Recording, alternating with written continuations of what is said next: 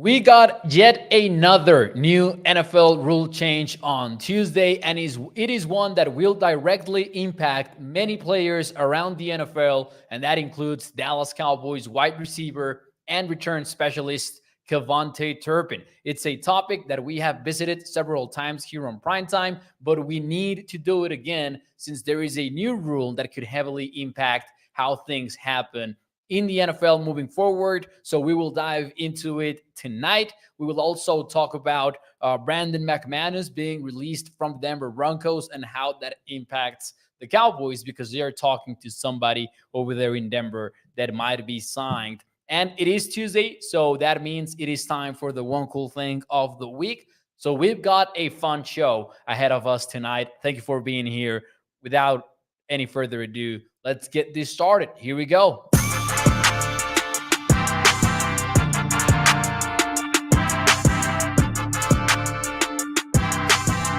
What is up, everyone, and welcome into A to Z Sports Dallas Primetime. I am your host, Mauricio Rodriguez, streaming with you live every Sunday through Thursday night at 8 p.m. Central here on Dallas On Demand Sports Talk Network with a lot more content coming your way. Make sure that you check out a2zsports.com/Dallas. And as always, remember that Primetime is brought to you by our friends over at freemanmazda.net. We will talk more about them and the ride of the week in a few moments here on the show. Before we do any of that, though, let's talk about another NFL rule change. Man, the NFL has been at it this offseason during the spring meetings. They have announced a few rule changes now. One had to do with the schedule. We talked about it on the show. Thursday night, flexing Thursday night football games.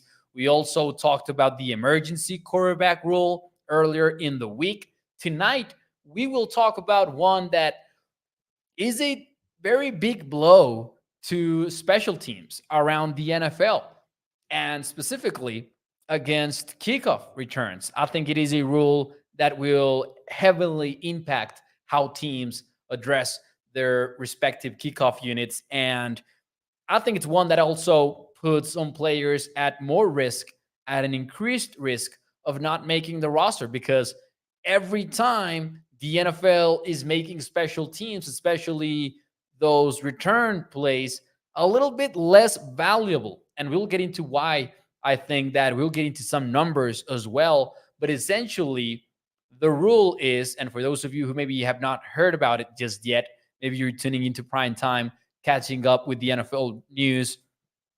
The rule basically is this.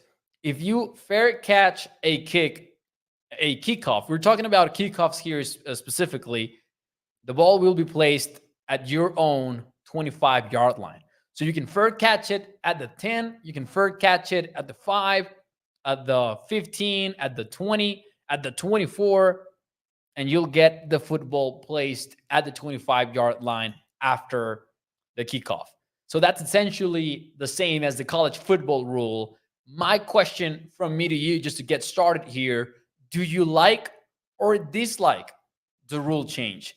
The NFL, if you are wondering, is citing player safety as the reason behind the rule. So let me know in the chat, do you like or dislike the new rule change? And then we'll dive into some numbers that, in my opinion, reveal. We're going to dive into some numbers that the NFL is using to explain the logic behind this change. And then we're going to get into some numbers that, in my opinion, show just how much it matters, because I do think that it matters a lot. So let me know in the chat, do you like or dislike the rule change? Let's see what you guys have for me. Shout out to Toxic Tom, Bruce, Army Mom Heather. Army Mom says, I hate the new rule. It will cause more injuries, not fewer. Oh, okay. I'm not sure if I see eye to eye with Army Mom Heather on that part of it, on the more injuries than not.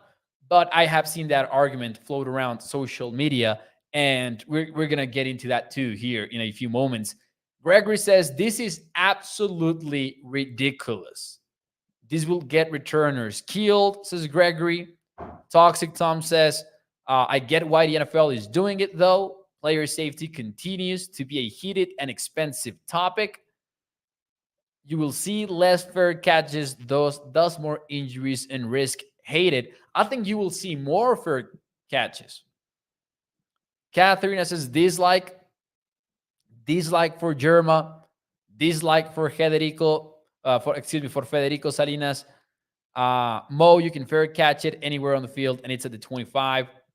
Oh yeah, but you're not likely to fair catch it if you fair catch it like outside of the 25-yard line, right? Or is this just a clarification of the rule? Because if so, thank you, Gregory. I think it's a great rule. It should have been there a long time ago, says White. Toxic Tom says, sorry, Mo, I'm at work. What was the rule? One more time. For those of you who are just now tuning into prime time, the rule change is you can fair catch kickoffs and you're going to get the football at the 25-yard line. Now, keyword here, kickoff. This does not apply for punts. That is very, very important to keep in mind here. Now, will you see squib kicks? Maybe. In college football, it wasn't a huge increase of squib kicks. The NFL actually released some information about it. But yeah, that's in few words, that is the new rule.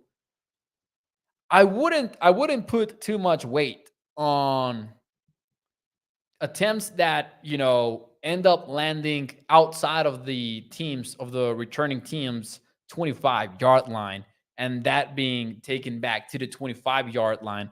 I don't think we should put a lot of weight into that because most of the time you're going to see the opposite happen. You're going to see, kicks that are going to be around the 10-yard line and returners are going to be able to fair catch it and the ball is going to be placed at the 25 as if it were a touchback, for example, right? To keep it simple. I personally dislike it, but I get why. I get that kickoffs are the place in which most injuries might happen. The NFL cited some numbers that claim that, both kickoffs and punts are the plays that have the highest concussion rates. And I think that makes a ton of sense. Like you get teams running at each other at full speed. I don't like it because I hate that, special teams keep getting devaluated year after year after year. Remember, at one point, touchbacks were back at the 20-yard line. So you had this incentive to actually try to return the football. That being said, it's not the rule change that I don't like. It's just that injuries have gotten to this particular point. Because I do think that it is good for player safety. I do think that kickoff return attempts are going to diminish. They're going to decrease. And I think that will indirectly help have fewer injuries and fewer concussions. So in that sense, I do like it. Now, is the NFL hypercritical when they cite player safety as a reason for these rule changes while telling us that they're going to have more Thursday night games and more teams are going to be able to play more short week games? Yeah, I do think it's a little bit, there's some hypocrisy there. That being said, two wrongs don't make a right. Like, not because they're doing it wrong with the short week stuff, etc. It doesn't mean that they should do it wrong in other areas. And I do think there is some truth to what the NFL is claiming. That is, we cannot sit here and do nothing when we know these are the dangerous plays or the most dangerous plays. So I see their point. I see what they're doing it. And I won't pound the table and say that I don't agree with the rule change. I hate the rule change, blah, blah, blah. That being said, though, I'm not in love with it. I do think, however, that it is going to have a big effect. Let me actually share some numbers with you, because what I wanted to look at today is, what does it mean for KaVontae Turpin? What does it mean for returners around the NFL? And we'll get into Turpin in just a few moments here. Let me read some more comments here. Before we do that, though, let me see if I can share my screen already. Yes, I think that I can. Just going to test it here really quickly. There you go. Let's see some of your comments before we get into the numbers, though. because I know there are some disagreements here, and I'm interested in getting to it. Bruce says if the NFL cared about player safety, there wouldn't be more Thursday games and no shot blocks. Here's the thing. I'm going to leave the shot block aside because we might need some more information there that I don't have at the moment. Thursday games, I agree. If the NFL, here's the thing. It's not that they don't care about player safety. They care about player safety, and they're going to do things to improve in that area. The problem is when you put money and player safety in a balance. Thursday games, they bring in a heck of a lot of money. Not having a kickoff will not change the NFL finances at all. Because fans won't stop watching. We can stop fooling ourselves with that. Fans will not stop watching. We've made that's been made clear for years now. So I do think that that the NFL cares about player safety. They maybe just don't care as much as they care about the money. And that's where I go back to saying, there are going to be two things in that balance. And maybe they're not willing to give up Thursday games, but maybe they are pretty willing to give up kickoff returns overall. Now, Mo, this rule makes it easier to find a kicker now for you, says Toxic Tom. And I would agree. I would agree with that. Maybe you're not as concerned as getting a kicker that is able to get that touchback at a very high rate, just as long as they get it, near the 10-yard line, near the 15-yard line, enough for the opposing team to be willing to actually go ahead and fair catch it. I do agree with Toxic Tom on that. It's going to be easier to find a kicker. We'll talk a little bit more about kickers in a few moments here. But yeah, I do believe it makes the returner a little bit less valuable. Let me know if you agree or disagree with that. Or in other words, I do think that KaVontae Turpin's job, the Cowboys Pro Bowler, has gotten a little bit more at risk. I think that his seat has gotten a little bit hotter with this latest NFL news. Let me know in the chat if you agree or disagree with that. And then I will have the numbers for you in a few moments here on the show. But while you give me your answers, and before we get into the numbers, let me talk to you about our friends over at FreemanMazda.net. Because as always, we got to talk about the ride of the week from our friends from a family-owned business that has been so for over 65 years. Remember, you get A-plus customer service when looking at their wide range of new and used vehicles over at their car dealership in Irving, Texas, or their website at FreemanMazda.net.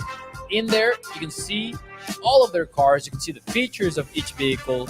You can see pictures of the outside and inside. And as we do around this time here on ADC Sports Dallas Prime Time, we must get into the ride of the week.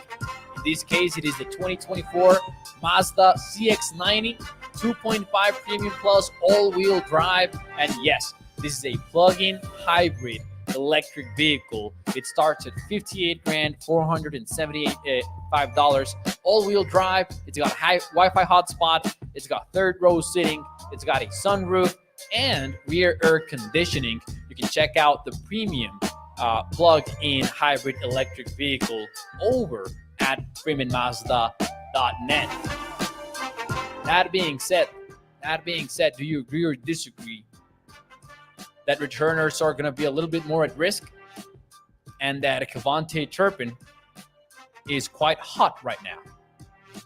Katharina says that she agrees.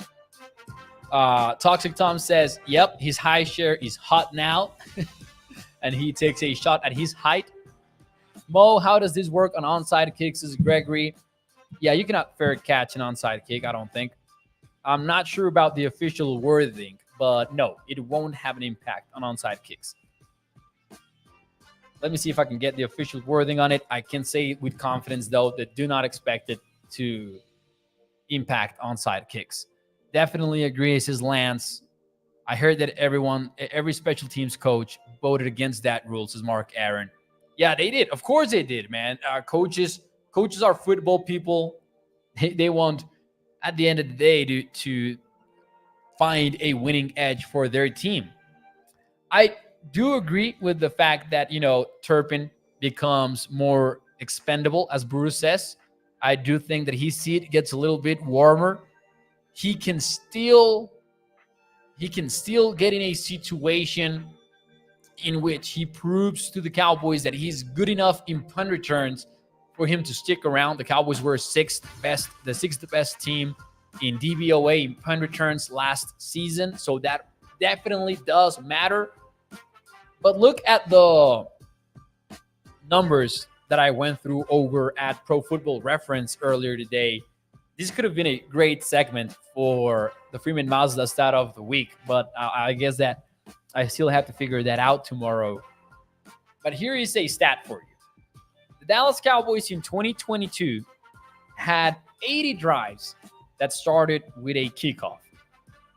8 of those drives started at the 26-yard line or better. In other words, in 8 of those drives, the return was good enough for them to start at the 26-yard line or better. 15 drives were worse than that, 24-yard line or worse. So, newsflash, the Cowboys had more negative plays, in other words, when returning the kick than they had positive, if the benchmark is that 25-yard line, which I believe it is, just based on the numbers. 57 drives started at exactly the 25-yard line. Why would you return kickoffs is my question. Most of the time, you're going to get it in the 25-yard line anyways, whether it's because you returned it to the 25 or because it was a touchback, based on 2022 numbers. If you do return it, even with a Pro Bowl returner on the team, you are more likely than not paying for it. You are more likely than not finishing at the 24-yard line or worse. Now, yes, some of these numbers have to do with maybe a holding penalty on the return, maybe an illegal blocking in the back, but that is part of the risk. So the decision has to take into account potential flags that will bury you at the 10-yard line or at the 15-yard line or something like that. That must go into the consideration. Now, these are just Cowboys numbers that we are looking at. But if we expand it and we look at NFL numbers as well, the results are not that different. There were over 2,000 kickoff attempts last year, 2,666 to be exact, and 486 of them started at the 26-yard line or better. That is just an 18% number there, versus 525 that started at the 24-yard line or worse. The rest of them started exactly at the 25. So 18% of the time, you paid for it. And 20% of the time, sure, it was worth it. You had a better starting field position than the 25-yard line. But still, across the entire NFL, it was less likely when you returned the football for you to get it beyond the 25-yard line. It was less likely to get that versus getting behind the 25-yard line. So, in my opinion, if I am an NFL team, and maybe you need to look at more numbers, maybe the analytics department should get on it. But just based on those numbers, if I am an NFL coach, one of my golden rules is we're not returning kickoffs unless we absolutely have to, because the numbers are not on my favor. One of the things that you might be willing to make the argument for is, do I want to sacrifice a bunch of yards, like maybe 3 yards, 5 yards, maybe even more, for that slim chance that here and there I might get an explosive return that gives my team the football beyond the 50-yard line? Could be. Could be that you believe that trade-off is worth it.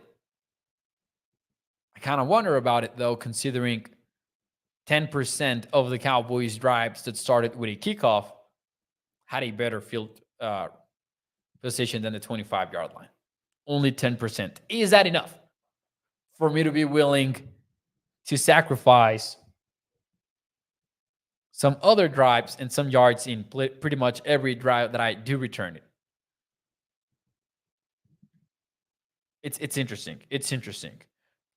Richard says that he agrees. Toxic Tom says, Mo, I actually like this rule. Not only does it make it easier to have a kicker, but also can free up a roster spot that Turpin would use. This can help us more than we think, especially if Deuce Vaughn does punts. And that is the big challenge that the Cowboys have. Like, say that you want to make that decision and you say, you know what? I don't want to keep KaVontae Turpin because I just don't see it being worth it anymore. You do need a guy that can return punts because those are not changing yet. Now, this is just a one-year trial, by the way. I do want to say that. And I do want to, even though NFL rules can be worth it, almost like law articles, I don't want to go through the whole proposal just because I see that there are some questions in the chat. So here we go. Putting the ball in play after the fair catch, after a fair catch is made or is awarded as a result of fair catch interference, the receiving team has the option of putting the ball in play by either a fair catch kick, which is a drop kick, place kick without a T, from the spot of the catch, or snap from the spot of the catch, right? Unless a player on the receiving team makes a fair catch or a free kick behind the receiving team's 25-yard line, in which case the ball will be put in play at the receiving team's 25-yard line. That is quite confusing the way that they worded it. I think I kind of regret doing that just now. I do see some questions, though, about muffs, and I want to get to that. I just want to make sure about it, though. Anyways, I don't think the risk of having a muff kind of, and I would assume that if it is a muff, then you don't complete the fair catch. That's been the way always, in punts too. I don't think that changes in kickoffs. I might be wrong, though. I might be wrong. I need to go over that rule again. I will say, though, that you're not gonna let that affect your decision making a whole lot, in my opinion. I wonder if the NFL will look at what the USFL is doing, what the XFL is doing, and I don't have the exact rules for you, but they have changed up the positioning of the players in the return, and they basically, and again, I don't have the yards, I don't have the splits or anything like that. I honestly have not followed the XFL nor the USFL this year at all. I will be honest there. But they have set it up in which there is not a lot of space between the kicking team and the returning team blockers. So in theory, they're not running at full speed against each other because they're making contact pretty quickly in the actual play. So there are fewer and fewer injuries, even though the returns have gone up. Like, I think that over 90% of the kicks are being returned over there.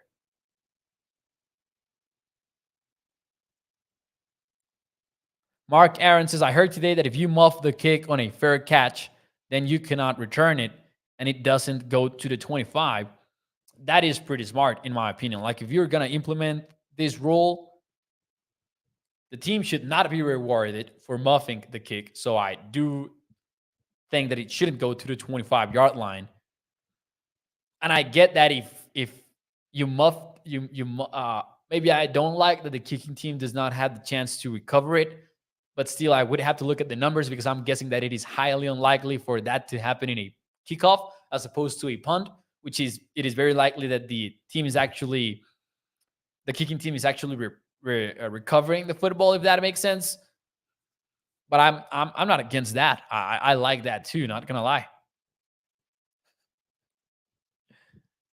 Oh man. I do think the NFL is going to look at those USFL, XFL alternatives at one point. Once more, this is just a 1-year trial for the NFL. I do think it impacts KaVontae Turpin. I do think it impacts every returner in the NFL, because if I'm an NFL team, I'm looking at this rule change as a reason why I don't want my team to return kickoffs. There you go. Moving on a little bit here before we get out of here, before we get into the one cool thing of the week. Brandon McManus, the kicker from the Denver Broncos, has been released, and he is currently available. A former Super Bowl champion. He was the only Super Bowl 50 champion left on the Broncos. So big move from the team. And I just wanted to touch on it very briefly because we have talked a lot about kickers lately here on Primetime. So I don't want to dive into the same old. But he did kick for 77% of his field goal attempts last year. A lot of them were very, very long range attempts, like over 50 yards. Some of them were even over 60 yards. So maybe that does kind of like bring that field goal rate down significantly. However, I agree with what David Hellman tweeted out today, and that's what I wanted to get to. There might be 2 to 3 kickers playing at an elevated level in any given year. Everyone else is basically the same guy looking for a situation that clicks. My question from me to you is, do you think there is somebody out there that is not, quote unquote, basically the same guy that the Cowboys should target? Here's the bad news, though. Here's the bad news for you. Brett Maher talking and visiting and working out with the Denver Broncos. So let me know in the chat, do you think there is somebody else that matches the everyone else that doesn't match, the basically the same guy tag that David Hellman is proposing here on Twitter? Because I do think he has a point. I cannot think of anybody that is not basically the same guy. I want to see if you guys have some proposals. In the meantime, let me say hi to Mrs. Toxic Tom. Well, she's not toxic, to Mrs. Tom down his burner account. Proud of you for keeping it together, Mo. Yeah, hey, they have trained me. The YouTube chat is on fire right now. But I have grown used to it, and I did keep it together. Thank you for noticing it. Maher will sign with the Broncos with the Peyton connection, says Toxic Tom. Bruce says, at this point, Cowboys need to search the XFL or the USFL for a kicker. Yeah. Mark Aaron, thank you. Thank you for your comment on the haircut. I appreciate it. We'll find out. Hey, listen, Tristan Vizcaino is going to have a few busy weeks here on OTAs. We're going to be monitoring it very closely, like we did with Jonathan Garivai last year. And he's going to be under the microscope moving forward. I wonder how quickly will the Cowboys hold tryouts for outside free agents. I do think it might happen very quickly. I wrote about it on adcsports.com earlier today. I still believe that Brett Maher is the way to go. And I don't think there's somebody out there that is clearly different. Toxic Tom proposes Jose Cortez, which I wouldn't be opposed to. I think they should pick up Gould, says Katharina. Search the soccer leagues too. Why the hell not, says Bruce. The Steelers did have a kicking camp in Mexico City, by the way, and they invited, and it was kind of like a clinic more than a camp, but they were also scouting, and they had some scouts here in Mexico City, and they invited a kicker that is currently playing for the Mexico Pro League to their rookie minicamp. Didn't make it. to the team or anything like that, but I thought that that was pretty cool. He was drafted in the CFL draft, so I think that's cool too. Should the Cowboys maybe hold a clinic in Mexico City? Maybe. Tommy915 says, when is your actual birthday, Mo? That is a good question. According to primetime listeners, it is every day, every night. That is real. All kidding aside, though, it is the same day as DeMarcus Ware. And when I was growing up, that was kind of like my favorite fact about my birthday. Same day as DeMarcus Ware, July 31st. So save the date. And if it is a primetime night and y'all don't say happy birthday to me on my actual birthday, I'm not going to appreciate it. All kidding aside, though, let's get to the one cool thing of the week. For those of you who are new to the show, this is our feel good segment in which we all share our one cool thing of the week. This can be something personal, something professional, sports related, non-sports related, whatever you want it to be. Let me know in the chat, what is your one cool thing of the week? Gilbert already had his ready. He says, my grandson Magic Man and the Bushland Falcons, they won the regional quarterfinal championship last week, and they are getting closer to state. So proud of them. There you go. There you go, Gilbert.